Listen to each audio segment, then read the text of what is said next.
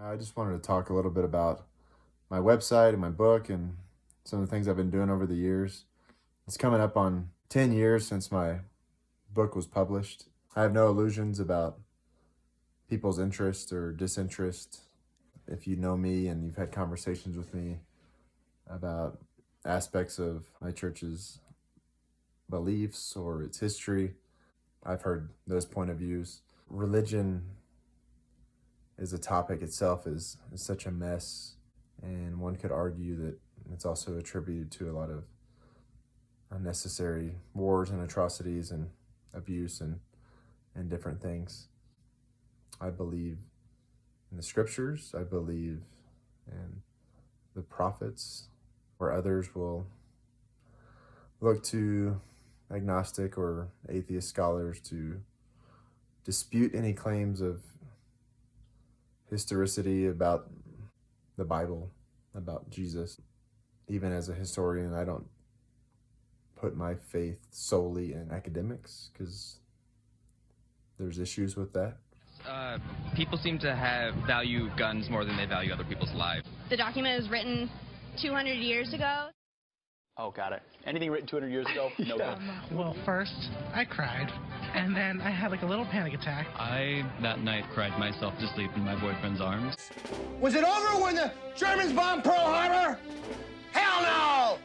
The fact that there are non-Christian sources, Jewish and Roman, about a figure named Jesus. I'm more interested in the content of the New Testament, what I read, the message that I get, the way that it talks about the world.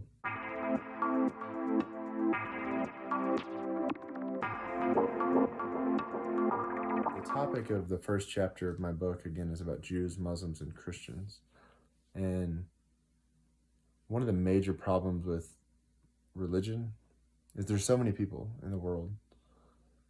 Any claims to truth is often portrayed as, especially by secular voices and those who are agnostic, or which is an interesting thing, because most people in any religion will straight up tell you that they're right and the others are wrong.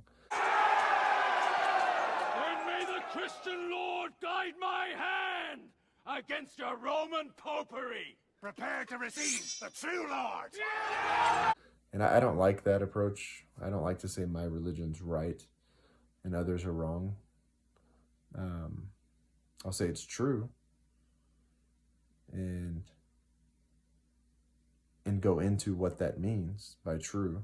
For starters, how could one religion be true? Not that others aren't right in certain ways or even true in certain ways, but just to define true very briefly, true meaning God has one church on the earth. And that's what I mean by true. He's not directing all of them. He's never done that. And that's the point of chapter 1, is that the Jews, being one of the 12 tribes, right? They weren't the only tribe. The Bible teaches about the other 10 tribes were scattered and up into the north. And that's a very significant factor in LDS, Latter-day Saint theology, is that scattering of Israel and where those people went and who they were and who we are as Latter-day Saints and what our mission is and how that all goes back to the Bible and gathering Israel for the last days. And so chapter 1, it talks about what I believe are the key questions that I wish everybody of all faiths were asking. Jews, Muslims, and Christians all share a belief in the Old Testament. What that means is they all at one time believed in prophets, that God spoke to prophets, that those prophets wrote down scripture that became the holy books. Most Christians early on were Jews. So it's interesting how the labels that we keep and we attach can so easily divide and put people into tribes, as if Christians were never Jews, as if Christianity didn't come from Judaism, which came from Israel. We're divided and we stay divided. And I go through each very briefly Talk about Islam, how they believed in Muhammad. He was their last prophet, 1,400 years ago. And today they're Sunnis and Shia and Shiite and radical Islam. And then there's the Jews. In Christ's time, there was the Sadducees and the Pharisees. And then in Christianity, you have about, what some say, 40,000 different denominations or sects. And in the Old Testament, it talks about unity. In regards to Islam, is how can you know which of those different sects of Islam is the true Islam? And with Judaism today, you have Orthodox, Reform, and Conservative. So if you look at the Old Testament, you know without a doubt there was one faith. There's one God, the God of Israel. The Old Testament is very unapologetically firm in that stance, in that position, that there's one faith and one God. Judaism and Islam share the same issue there. They're good faith traditions. They've done a lot of good for their people, their individual lives. There's a lot of good principles and wisdom. And then there's Christianity, which is sort of mind-boggling. I have a pretty good grasp of the evolution and history of Christianity from the beginning to today. How do you make up the difference or the disparity in what Christianity is today versus what it talks about in the scriptures? What I mean is, in Paul's day, he witnessed division. The Galatians, they went after another gospel. He talks about how other groups had perverted the ways of the Lord, and those Peter and others warned about how things would happen to the teachings. They'd become lost, and they'd become fables. They would become distorted, and Christ warned about false prophets and false teachers, and that many would come in his name. Christ said, "Many will come in my name, deceiving many." And Paul says, "Let there be no divisions among you." And so that's sort of the interesting segue into the purpose and the foundation of the Church of Jesus Christ of Latter-day Saints. What inspired chapter 1 was back in 2002, early on, when I was in the Air Force in South Carolina, having just witnessed 9/11 and all the talk of the terrorists in Afghanistan and the different measures taken at airports, and the world was just changed forever. And I happened to walk into an LDS bookstore, and I found 2 books, Mormons and Muslims, and Jews and Mormons. And so I read through those, and but ultimately I came up with what I came up with in chapter 1. Is I feel like, your average believer in all these denominations should be curious about where we're at today in 2022. Why are we divided? Is coexistence merely the goal? Does the God of our religions, the God of the Old Testament, the God we all claim to worship, does he want us to remain divided? How do we let go of something that we've known our whole lives for something that appears to be new? I guess seeing the events of 9/11 and 20 years of fighting the war on terror, and where does it all end? Latter-day Saints sends 60 to 80,000 missionaries out every year to bring the world this message that we call the restoration of the gospel.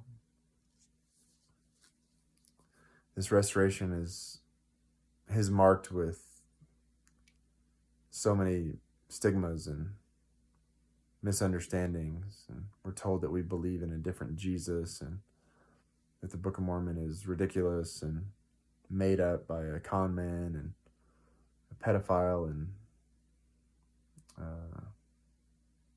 with followers who are racist, and all of these claims that are, they fit really well into the whole woke conversation going on, where, we have to unbury all these things from our past and, rid our country of its history or whatever, and in the name of, being woke or whatever. That's just the current lens where our society is looking at a lot of things. And yeah, our church does value women in a different way that, say, academics or politicians or others who want to elevate them to every position of power or whatever, just for the sake of it. 99.9% of bricklayers are men. Should we have quotas for women? Then why don't we have a conversation about having women represented in all professions at all levels? Why do we talk about the C-suite, for example? Why do we talk about politics and positions of power? Why don't we talk about it across the board? Okay, sorry, let's just pause and... Yeah, but that's because it's power. But then again, everybody had it bad. Human history is simple. Things were terrible before 1895. Terrible. The average person in the West lived on less than $1 a day. In today's money, right? You're going to be pregnant from the time you were 14 till the time you were 30. And the chances are that you were going to live through that was like 0.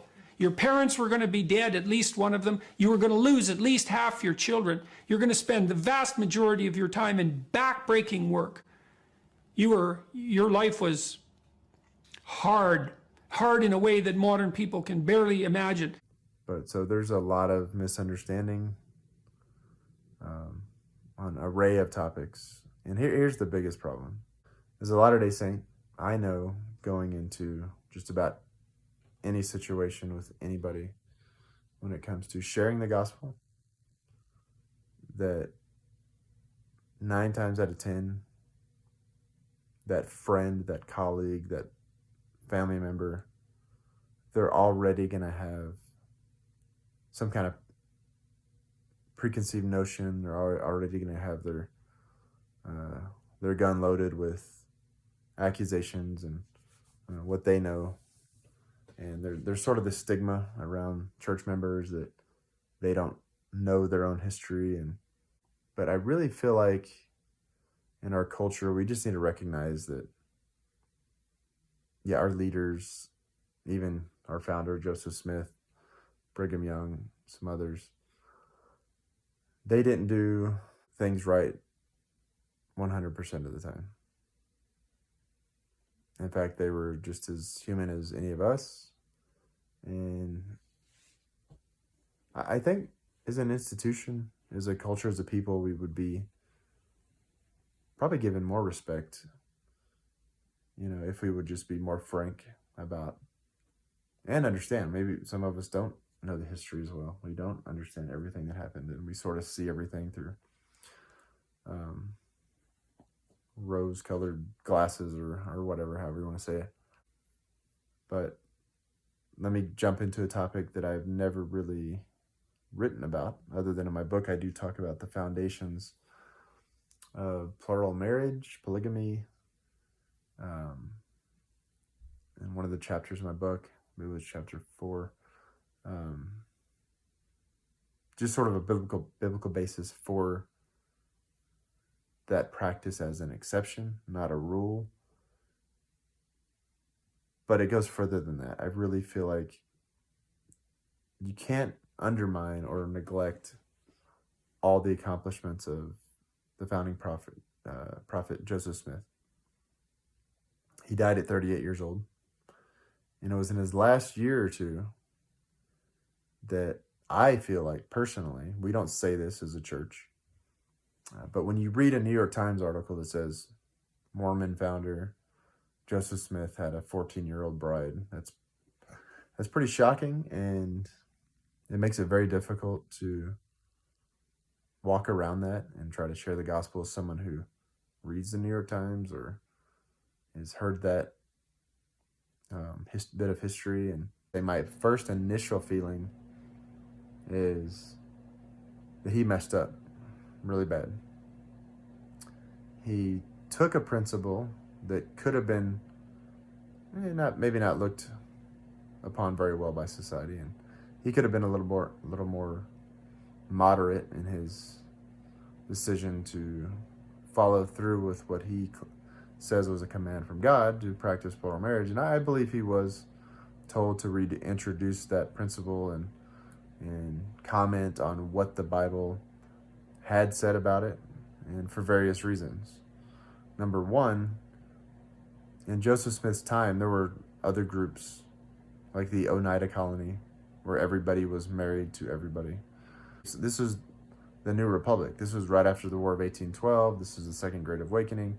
Americans were running wild with reading the Bible and interpreting it. There's dozens of new denominations, Disciples of Christ, eventually the Pentecostals, Jehovah's Witnesses, and right in the middle there were the Latter-day Saints. And Joseph Smith made a lot of claims that were very reminiscent of anything you would read in the Bible. In fact, he's the only reformer, or you want to call him that. We would call him a restorer. But he's the only one that brought forth new scripture, claimed to see angels and revelations, and received the priesthood from those who had previously had it, Peter, James, and John, in the form of angels. Again, you can find biblical parallels for these experiences. When Jesus Christ went on to the Mount of Transfiguration, he communed with Moses and Elijah, and much the same way that Joseph Smith claimed to commune with Peter, James, and John, or John the Baptist. So the only place they can really get Joseph Smith is deflect by saying, well, he preached a different Jesus, and they'll take a few quotes from prophets about the nature of God that, don't quite line up with how most Christians see God and the Father and the Trinity and all that. And I talk more about that in the book. We don't believe in the Trinity. That was a doctrine that was adopted hundreds of years after Christ. In fact, Christ or Peter or Paul or any of those would have recognized the Holy Trinity as it was sort of hashed out in the later centuries. And so while we may find those who disagree with some of the theological points, those that I have addressed many of those on Latter-day Times right now. You can go see various topics about having another gospel, the seer stone, and magic involved with the Book of Mormon. And there's already lots of topics already addressed, and I hope to readdress a lot of that later and more relatable media formats instead of just an article, to delve a little deeper into some of those, and because a lot of that history is about some of those topics is pretty interesting if you understand like the context around what's going on. But back to Joseph Smith, being like a pedophile or whatever, I really feel like, and a lot of members might sort of shriek or back off or cover their ears or whatever, but I think he just took it too far, obviously. I mean, that's very clear. And, a lot of the women that, if you look at the total number of women he was supposedly married to, which this whole idea of how they understood being sealed or married was sort of a new thing they were trying to work out and figure out. And Richard Bushman talks about this, and maybe I'll do another video cast of like more specifically about how he talks about Joseph Smith's plural wives. But Joseph Smith was killed within a year or year and a half of a lot of these extra wives, these extra marriages to these many women. There's reason to believe as a prophet, based on the Bible, that he wasn't completely off his rocker to reintroduce the principle for varied reasons. Not an ideal situation, never to be the rule, but a lot of things came out with his revelations. And they always tie back to something that's not very well understood in the scriptures by society. There's still people who practice plural marriage today, and, LDS theology, as it wrapped it all up, reintroduced it, ended it with authority, you might say, with the priesthood authority being only able to occur through that medium, through God, through the prophets, to only authorize that for anybody.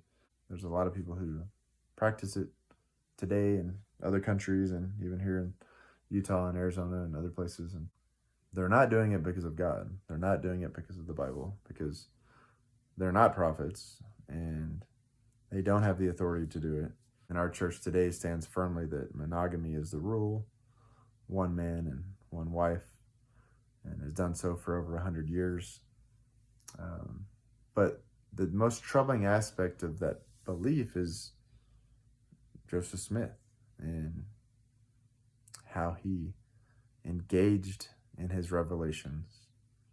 And I genuinely think the one failing in his life, he had many, of course, but as a prophet, as a leader of the church luckily had been completely formed, and with the 12 apostles, and him at the top as the president of the church, and a president of the 12, being Brigham Young, so next in line to be the prophet, and we still do that to this day. The eldest apostle, the one who's been in rather the longest, not necessarily the oldest, but whoever's been apostle, the longest is next in line. And the church was able to continue beyond Joseph Smith's martyrdom, being murdered there in Illinois at 38 years old. Not because of plural marriage. That could have been some of the motivating factors, but Joseph Smith ran for president. He just announced his campaign to run for president, and he was going to run on an abolition platform, and that was a very dangerous thing to run on if you know anything about American history in the 1830s and 40s. As America expands across the continent, North and South face off over each new territory. Will it be slave-owning or free? Americans from all over the country are flooding into the new territories on the frontier. Each becomes a battleground. Will it be slave-owning or free? It comes to a head in Kansas. A peaceful protest turns violent.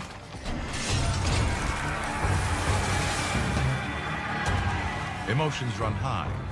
Towns are terrorized. Stores robbed. Homesteads burned. North and South are polarized. Neither side will back down. America is on the road to war. Slavery is tearing the nation apart. And just the growing presence of the Latter-day Saints, making a lot of Southerners in Missouri and other places uncomfortable. And there's a whole history of violence between those groups, and the Saints being terrorized and pushed out of their homes. But I think as Latter-day Saints, we need to understand the history, and we just need to be forward and upfront that, we have prophecy, we have revelation, we have the mouthpiece of God today, and a prophet and apostles, but not every one of them lived perfect lives. But that doesn't make the whole person. So it should be no surprise that, you find things online that circulate that are sort of, they go against our modern sensibilities. Those statements alone don't make up their legacy or their whole person. Our church has a history. It's a good one, and it's got some warts and other things that And I'm just trying to tie all this back into my original point, which is chapter 1 of my book, and how religion is a mess. Christ said, "Many will come in my name, deceiving many." Paul said for us to be unified and to avoid division. The last things Christ said to his Father in the Garden of Gethsemane was a prayer that we as believers, as saints, as people on earth, that we would be one. We would be one as they are. As Christ is one with the Father, that we can be one in them.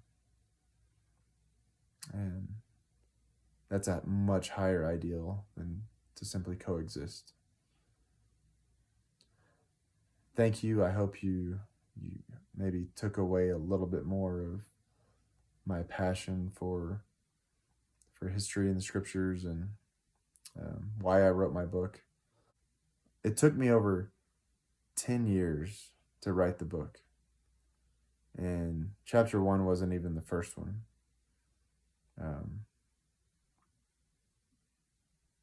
In fact, one time I was talking to one of my brothers, and he's like, Scott, like, how could the church be true?